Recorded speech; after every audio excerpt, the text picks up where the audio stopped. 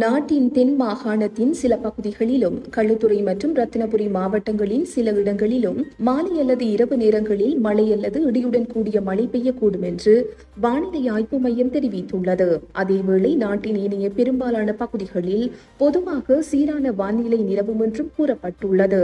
குறிப்பாக மத்திய, சப்ரகமுவ, வடக்கு, வடமத்திய, வடமேல் மற்றும் ஊவா மாகாணங்களின் சில இடங்களில் அதிகாலை நேரங்களில் பனிமூட்டம் காணப்படும்.